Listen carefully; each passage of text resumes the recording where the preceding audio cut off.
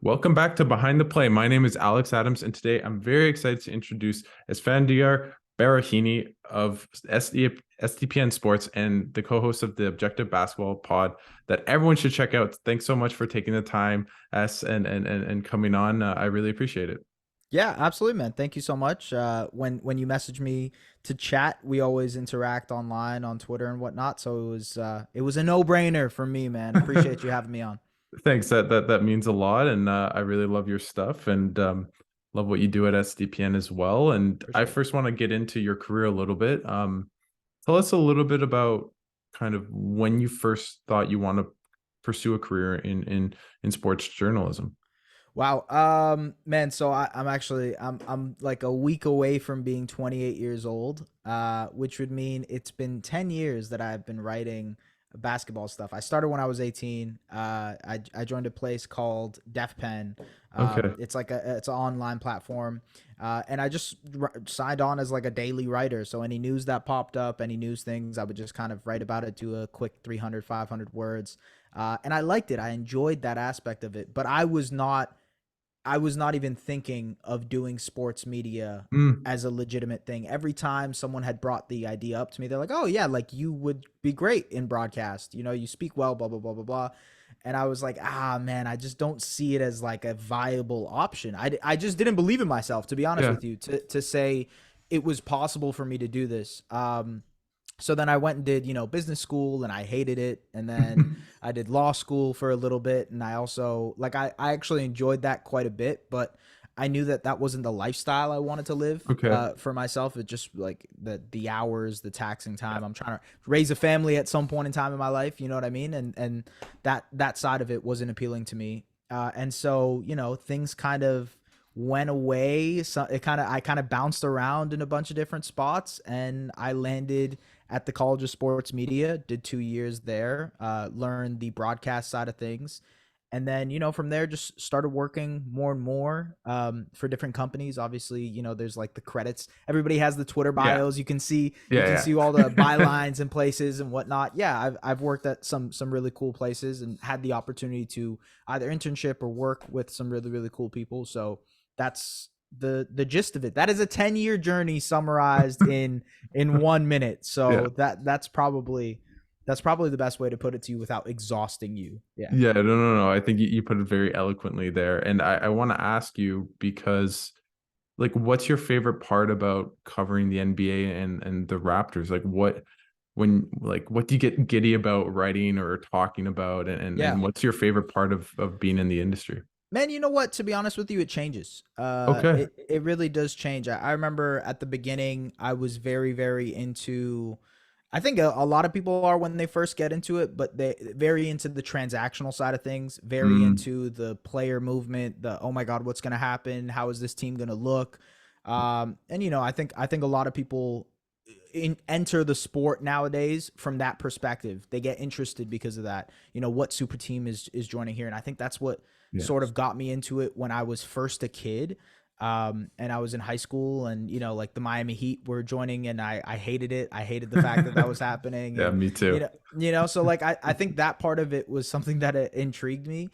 But then there was this other side that I started to really fall in love with, which is the on court schematic, the elements that like not a lot of people can discuss fluently. I think I looked at that as a challenge. And I was like, I need to learn that side of things. I would love to learn that side of things. And I've coached before. I've obviously played the game, so I understood some of the concepts at a very very basic level. But I wanted to learn more. And over the past couple of years, I think that's been the biggest goal of mine, is like figuring out ways to relay the on court minutia in a digestible way for people who might not understand it. Right, like someone who might not know what like a pin at a very Yeah. basic level what a Yeah. pin down screen is, try to elaborate on that and talk about that in a way that makes it so that people understand the game of basketball a little bit more. that's And, that's sort of the goal at this point. and what's the hardest part for you? Is it specific plays that people don't understand? Like what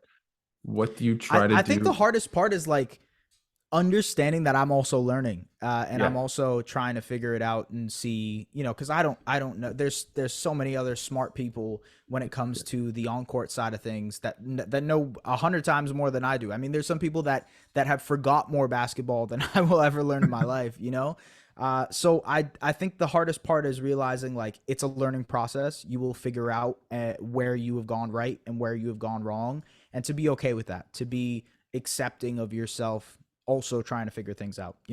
Yeah, no, no. Has there been a moment for you? I'm just thinking where you're like, oh, now I can see that's a Spanish pick and roll, right? Yeah, yeah. Or something along those lines I where, actually I kind of sort of sound like a maniac now when I watch games by myself. I don't do this when I'm with friends because like why would you do this when yeah, you're with yeah, friends? But when I'm by myself, I'll just be like, okay, pin down, and then he goes into a dribble handoff, and then okay, oh that's a Chicago action, and then okay, yeah, okay, so pin. Like yeah, I'll be mumbling that type of stuff to myself, and I might sound like a mad scientist when I'm doing it, but no, yeah, I've sort of gotten to the habit of doing that because it helps me in that moment. And then throughout the course of a game, if I'm realizing, oh, this is like they're like spamming Spain pick and roll, or they're spamming this one dribble handoff, it's just like, oh, that's the story. There we go. Let's see what we can do here. So hmm yeah, hmm that's essentially what it was. and when you like, people should check out your piece. We were talking about off air about you did a finals preview for SDPN. Yeah. When you have a piece like that, or even a shorter thing that isn't, I think, 3,000 words or something, what's your process for writing in terms of making it manageable and understandable for people? I think for previews, there's, I've sort of figured out a specific structure, which is, hey, we're gonna go through these key points that I think, from watching tape, from looking at the numbers, what is going to be the talking points really when it comes to the series. I think when it comes to previews like that, I've actually found a good structure, and finding structure. I mean, in general, when writing something, huge, massive part of Yeah. of everything.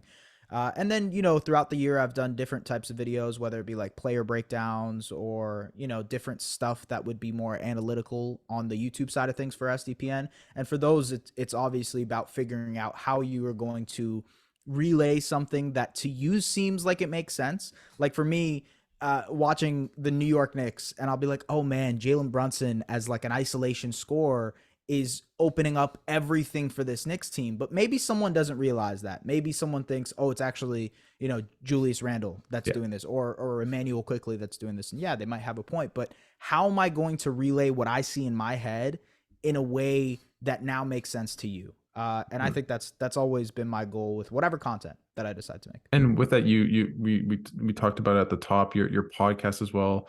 Like, what do you think are some of the keys to make a podcast like the Objective Basketball Podcast, or any podcast that you've been on? Yeah. Well, man, first of all, I would say do not start a podcast. No, I'm just kidding. No, I'm kidding. I mean, look, the podcast industry is really, really hard. That is the first thing I would recommend and say to anybody who is starting an NBA podcast or a basketball podcast in general. There's just so many great podcasts that it's hard to, turn the corner, so to speak, when it comes to that. So I think having a realistic expectation of what it is to start a podcast, what you're trying to do, and then also when it comes to conveying messages, when it comes to talking about stories, it's really about figuring out how you're going to work with your co-hosts or the people you're interviewing, the people that you're going to try to engage with. I think those are the two key things. It's, hey, how are we going to attract people to listen to this podcast? How are we going to differentiate ourselves? And also, how are we going to develop our chemistry? Me and Lauren, we had worked together, I guess you could say, in different things before the podcast. So we sort of knew how we would bounce ideas off of each other. Mhm. It's a lot easier that way instead of, throwing two people on a mic and being like, hey, start a podcast, right? Yeah, no, for sure. And what's it been like working at SDPN? Obviously, they started with Steve Dangle and everyone. Yeah. He'll join the show later this summer. But what's that been like working there? Sports is fun, man. That's our motto. And we try to live by it. Like I really think that everybody there has a fun and engaging attitude when it comes to making content. It's what I think is trying to differentiate us between other sports networks is, hey, we will try to find the fun. We will try to tackle this from a fan perspective because we want it to be digestible for fans. We want it to be easy for fans to watch the game, to enjoy the game, to love the game, really. And I think that's a big part of what I want to do on the basketball side. It's like, okay, I understand SDPN is mostly a hockey audience. They obviously have an incredible go Leafs go, right? But at the same time, hey, let me introduce you to basketball. Let me introduce you to something that you might have an interest in, but now let me teach you about it as well. And I think, back to my point earlier of like trying to make it as digestible as possible. When you're trying to do that for a hockey audience, it's really like you have to break it down in ways that make it digestible for those guys to listen to. So I don't know if I'm making sense, but No, that's what no, our no. goal is at Yeah, SDPN. I think the goal of sports are fun and show that Yep. off, right? Yeah, no, of course. And before I get into the NBA and the Raptors and much more, what advice would you give? I actually watched your Wayne Embry scholarship video in preparation for this, so I hope you enjoyed Oh that. man. It was Hey, really good. listen, MLSC, I'm still out here, man. If you Yeah, guys want exactly. um, Oh, so going off that a bit, if you could tell maybe yourself then or even, yeah. future prospective journalists, what advice would you give them? I would say, what advice would I give? I think I would probably say to find your audience, find the people that enjoy your work, and really dig into that. Really build a community of people that enjoy your stuff. Build a community of people who really, really like things. That's something I'm personally trying to work on right now. Is trying to interact with people as much as I can online, so that we can, essentially build a community of people that can enjoy your stuff with the access to the internet, with the access to YouTube and social media that we have nowadays, it's so much easier to do what I'm doing, what you're doing. It's very easy. We're jumping on a podcast, we're Yeah, talking on Zoom, and this is now content, so to speak, to be yeah. able to push out. It's easy to do these things. And I think that accessibility makes it so that more people are going to try. In order to differentiate yourself among the millions of people who are doing the similar thing, build a community. That's the number one thing I would say. Sounds good. I'm definitely trying to do that on this podcast, so I'll take For that sure. tip and be as maybe be. I'm probably too addicted to Twitter, but maybe stay on that a little bit. Aren't we all, dude? Aren't we Yeah, all? honestly, Yeah.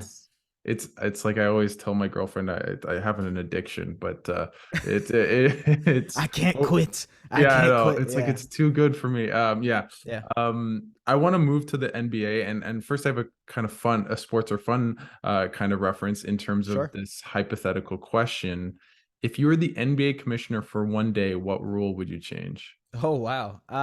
One rule I would change if I was Or NBA format, commissioner. anything, like it doesn't have to be on court necessarily. This isn't anything crazy, but I would say don't let the owners hoist the Larry O'Brien trophy before the players do. I don't even know if that's a rule. I don't know if I I think understand it they own the is. team. They own the team, right? I get Yeah. it. They got to lift the trophy. It's cool, all right? But also they did not do any of the work other than spend the money. Let Nikola Jokic lift the trophy. Let whoever else lift the trophy. That's the one rule I would change. I don't know. I don't even know if that's No, a I rule. think that's a North American sports thing because other than hockey, it's like the NFL, you see it. I think Yeah. other sports. Yeah. So it's definitely it's not a good look, but hey, that's the It way it is what is. it is. Yeah. I definitely agree with you on that. Now I want to ask you a little bit about the Raptors. Obviously, pretty up and down, tumultuous year, Yep. losing the play in, but what do you think of this team moving forward? They have a lot of off-season decisions. Yeah. Obviously, they need to find a new coach, but like, where do you see the state of this franchise? Because it really feels like they're kind of in a muck. Yeah. I mean, look, from what you have said, it just sounds like there are a million different directions that they can go. That's really what it is.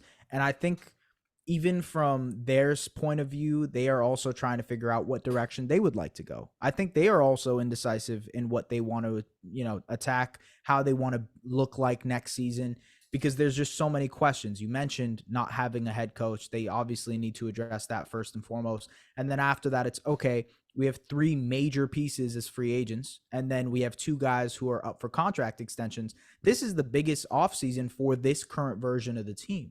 How are you going to mold into what it's going to be for the next 5-10 years? This summer is the time to make that decision. What they do I think there's just so many variables with what happened, so it's impossible to predict. You could sit here and give me a compelling argument that they're going to run it back, but you could also give me a compelling argument that they should completely tear it down and start all over. So I think you can go both ways, and that's why you see so much, you said tumultuous animosity, I guess, Yeah. between Raptors Twitter and what the decision making will be like this summer for the Raptors. Yeah, I was definitely part of Raptors Twitter on that one at the trade deadline. But I feel you. I want to ask you about the coach. Obviously, that's probably the first thing at the forefront of Raptors fans. What were your thoughts on the dismissal of Nick Nurse? Obviously, now the Philly coach, and Yeah. out of the reported candidates, who would you want to be the next coach of the Toronto Raptors? So first on the Nick Nurse side, I think that relationship had sort of reached its point. It had gotten to the point where both sides sort of wanted to end things amicably, if you will. Although they did say fired, so maybe not as amicably as they wanted to. But yeah, they definitely it had reached the end of the road. It had become a stale relationship. And it's crazy to say because of the fact that obviously, 5 years ago, 2019, he ended up winning an NBA championship with that squad. He has the highest winning percentage among He must, Raptors yeah, coaches, something he along the must, lines of yeah. that. If it's not This, the most amount of wins, but it is the highest winning percentage, right? yeah. And I mean, look, he is a well-known coach in the NBA. He's well sought after, obviously, with what the race was to go and get his talents. I think there's no question that he is a good coach, but sometimes you just need to hear a new voice. You just need to hear something different in the locker room. And I imagine that's what they're going for. It's some kind of cultural reset. Messiah Jury has mentioned it, in his post-game or postseason press conference, Yeah. that they needed some kind of reset because they had lost everything that they were sort of supposed to be. And yeah, I think that's where things went wrong. When it comes to the replacement side of things, who they will go with, man, your guess is as good as mine from that department. Obviously, we've heard Jordi Fernandez, Sacramento Kings assistant coach. We've heard of Steve Nash. We heard Sergio Scariolo. There is, there's some murmurings of a Kenny Atkinson, Mm. Darko, right? So there's a lot of options out there. Which way they go, in my opinion, I really do think that which coach they hire will determine which way they go. And I don't mean that in the sense that like they're looking for coaches to sales pitch them, but maybe the type of coach that they get will be indicative of, hey, are we going to run this back? It- Or are we going to go in a direction where we're going to go younger, we're going to go fresher, we're going to go, find a new voice for this team? I'm not sure. Is that mostly due to if they get an experienced coach or a first-time coach? Like that seems to me like if it's a first-timer, Yeah.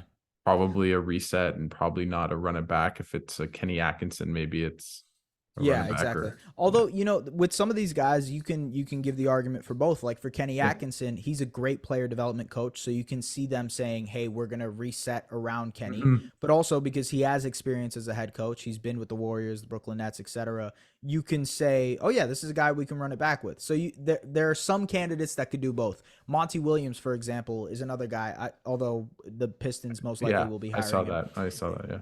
he's another guy that I think could take this franchise into different directions. Whereas, let's say they hired Jordi Fernandez, right?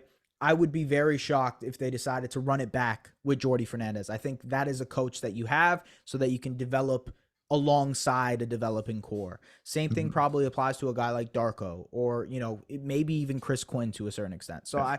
I think some of these guys you can see that they would be hired for a certain reason. You know what I mean? Mhm. And yeah, that's the way I would assess it, if you will. And I want to ask you, as like, if what do you think this team should do? Like your own opinion, because I'm on full on break it up. Like I'm not saying Yeah. trade it for pennies on the dollar, but I just don't think this core is going in the right direction. Would you rebuild? Do you think retooling or like running it back makes a whole lot of sense? What's your opinion? So I was talking about this in a group chat with some buddies, some people who are on Raptors Twitter as well. Yeah, hint on who that might be. But what's it called? We essentially were talking about how this team is becoming really expensive, and they are not necessarily becoming as talented as they are expensive. And I think that problem is only going to be even more exasperated by the new CBA because of that So, second tax yes. apron. And on top of that, you're looking at extensions for Scottie Barnes soon. You're looking at extensions for Precious Achiuwa soon. Obviously, we talked about Pascal Siakam and OG Anunoby. So now this team is becoming uncontrollably expensive. It's like inflation. It's like the Toronto housing market where you're like, whoa, I don't know if I can even afford this. So there's a level, to me, I think that's the biggest concern here is, okay, so if you believe in this core, this is it. This, you are not allowing yourself room to improve around the margins. You're not allowing yourself room to build around things. Yeah, maybe a star becomes available and you can package some of those things for that star. But in the meantime, you are really limiting your flexibility to build around this team. You can't go out and add those bench pieces, those rotation pieces that the Raptors so desperately needed last season. And you're kind of locking yourself into these guys. Are these the guys that you want to lock yourself into? I think for some of them, you can argue yes. For Pascal Siakam, he's obviously been an all NBA player. He has the talent, he has the ability. We've seen that. But are you locking yourself into him for 5 more years throughout the rest of his prime? I think those are the questions you have to ask yourself. Personally, what I would choose, I agree with you. I think they had an opportunity at the deadline to switch Yeah. things up, to go a different direction, to angle themselves to be better positioned in this current lottery that we're talking about. I mean, who knows about what deals were actually available? This is part of the deal with fans, is like, we really don't know Yeah. what was actually available at the trade deadline. But at the same time, nothing, something is better than nothing. And they also added like I think Right. if they had not made a move, fans would be like, "Oh, that makes sense." Like, I Yeah. don't want to trade Fred for a top 20 protected pick or something, but they added. So yeah, I agree. I definitely think it doesn't make sense. And on that, would you trade like there's a lot of rumors with Portland and the third overall pick. Would you trade a Siak? Like for me, that's a no-brainer, but I with would, yes, I would. I've said it a bunch of times, but if Scoot Henderson is available at 3, I'm a little less intrigued if it's Brandon Miller, to be honest with you, that's available at 3, or Amen Thompson. But if it's Scoot Henderson at 3, I'm doing that trade and not looking back. Like I love Pascal. I love what he's done for the city, the franchise. He's obviously a winning player, and I would love to see him, thrive on another team as well. I think he's one of those guys that deserves to get the love that he hasn't gotten in yeah. Toronto. So yes, I would do that in a heartbeat if I was them. If that presented itself, if the Blazers said, "Hey, we will give you number 3 in Simons for Pascal Siakam," you mail that in and say yes. Yeah. And with that, obviously, with this past season for the Raptors, a lot of it being an underwhelming season can be attributed to Scottie Barnes and just kind of him beating representing the season because he did have a Yeah. lackluster season. Obviously, he wasn't bad, but Yeah. what kind of things do you think he needs to improve on? And have you changed what you think his ceiling is from after his rookie year to now? Yeah, I don't know if I've changed what I think his ceiling is, but I have changed my own individual expectations of him. That doesn't mean that he can't potentially break those expectations, break through that barrier that mental barrier that I've put on who Scottie Barnes can be. But I think the second season was really putting him in a tough spot because of the fact that, look, in year 1, he was put in an ideal situation, not a lot of responsibilities. He could kind of figure out what he wanted to on a playoff team. He didn't necessarily have to be the guy. And on top of that, the shooters on the team were helping him tremendously open up space. When you have to guard Fred VanVleet, when you have to guard Gary Trent Jr., OG Anunoby, even a Chris Boucher, guys like that, even Precious Achiuwa, the second half He of the shot All-Star break, amazing at the he end of the shot year amazing, last right? year. Their shooting fell off a cliff last season, and that just made it so that the spacing was tighter and tighter and tighter. That affected Pascal Siakam, and that affected Scottie Barnes, 2 guys who love to operate in the mid post, high post area. They like to work in the paint.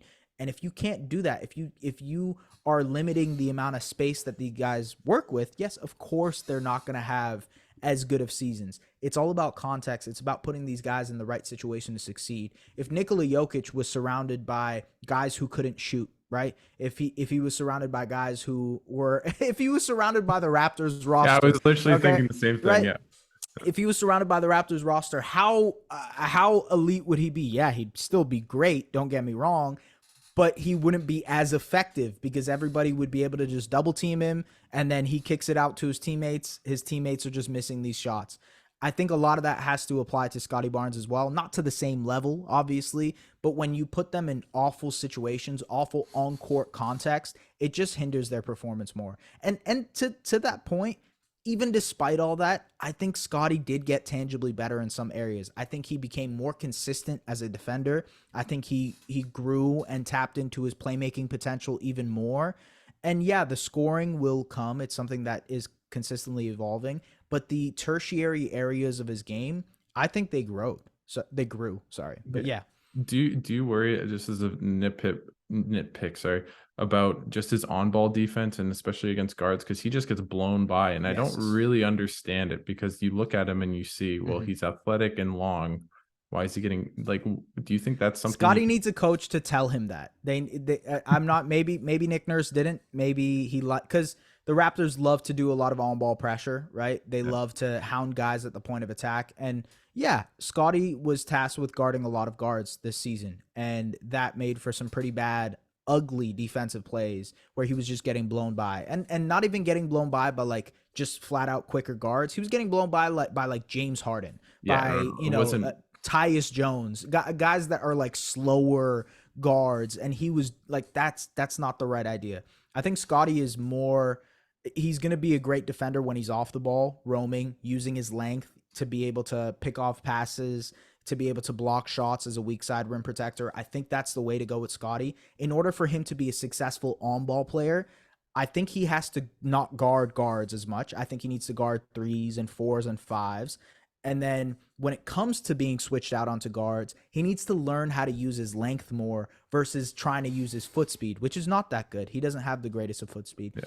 Try to use your length more to contest shots versus, pressing up on a guy and trying to pressure him that way. I think that's the way to go. A coach needs to tell him that, though. That's the issue here. I think that's the biggest thing is, hey, we're not going to be as aggressive with you. You can use your length. You can kind of space give them space that way, and then contest with an open hand. So And yeah, and that's where a new coach might kind of benefit him, because they're yeah, just not pressing every single possession, yeah, essentially, absolutely. and forcing him to be in a position that's disadvantageous for him. So that makes sense. I want to move a little bit to the NBA, and your the story that you wrote, and previewing the NBA finals. Maybe just tell us about how you see the matchup in the finals between the Denver Nuggets and the Miami Heat, Yeah. and what you think maybe some key kind of matchups to look forward within the game itself. Sure. I mean, look, it's a rare NBA Finals, right? I would not have imagined the Miami Heat being in the NBA Finals.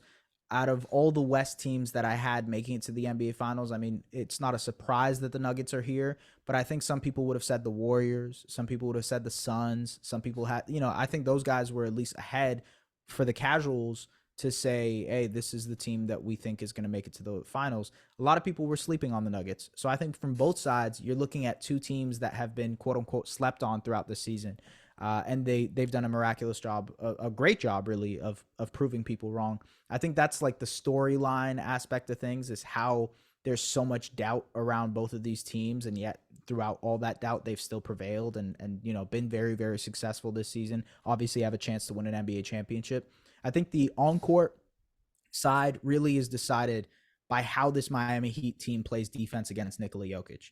That is the number one factor that might essentially determine the entire series. I could talk about a bunch of different points. We could discuss Miami's shooting and if they can keep up offensively. We can talk about how they guard Jamal Murray. We can talk about how the Nuggets guard Jimmy Butler.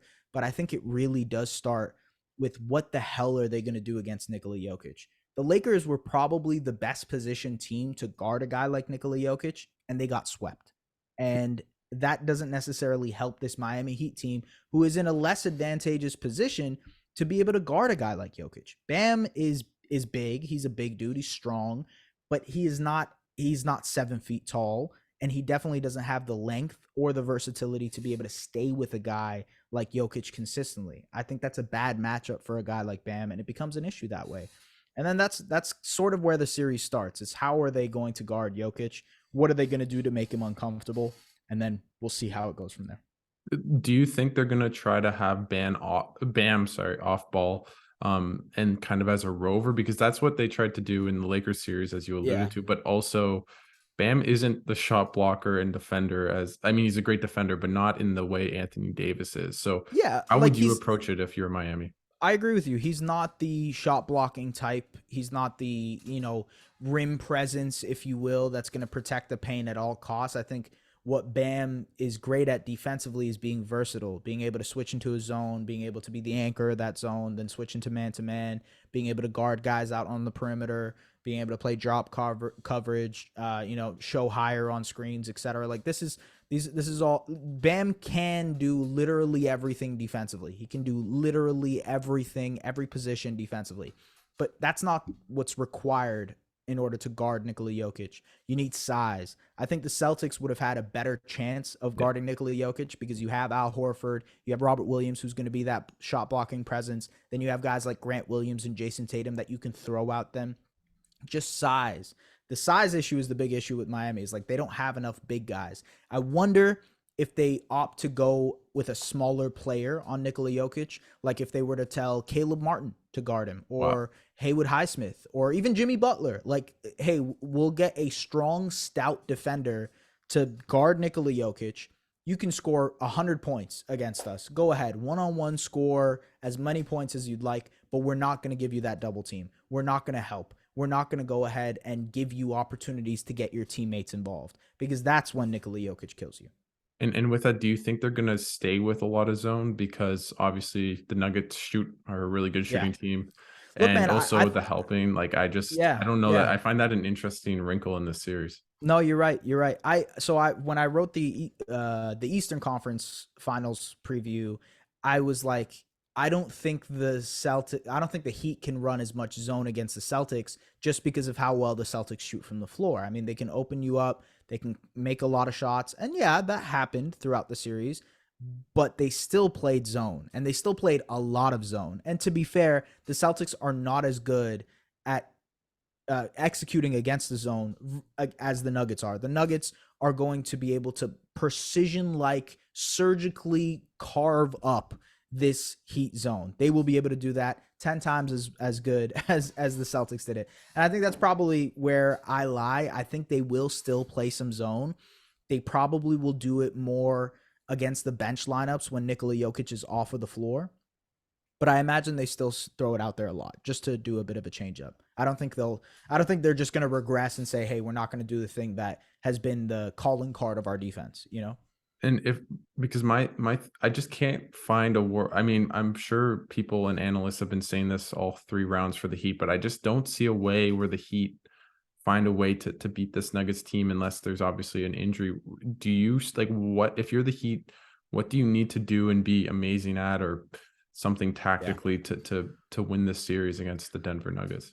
I think I hate giving credit to like the experience factor, but I think there is a side where you say the lack of experience is important. And the Nuggets have a lot of young guys: Michael Porter Jr., Aaron Gordon, Jamal Murray. Obviously, they rely on guys like Bruce Brown. Maybe Christian Brown plays a little bit, and those are like younger players. They haven't had NBA Finals experience. And I think, not, even Nikola Jokic hasn't had finals experience. None of these guys really, outside of KCP and Jeff Green, I Yeah, believe, yeah, he have has. have had NBA Yeah. finals experience here. So like, I think maybe there's a world where the Nuggets don't shoot well. Like, let's say the spotlight is too bright and they don't shoot as well as they normally would. Maybe Michael Porter Jr. has a cold streak in the NBA Finals. Maybe Jamal Murray doesn't go microwave on them, and that's how the Heat win. The Heat won't win because of what they've inflicted, but it would be because the Nuggets haven't really been that pressure point or pushed that pressure point as they could have with the shooting aspect of things. I Did think that's where it would go wrong. And then the other side is like, hey, the Heat role players have to knock down the shots, right? Yeah.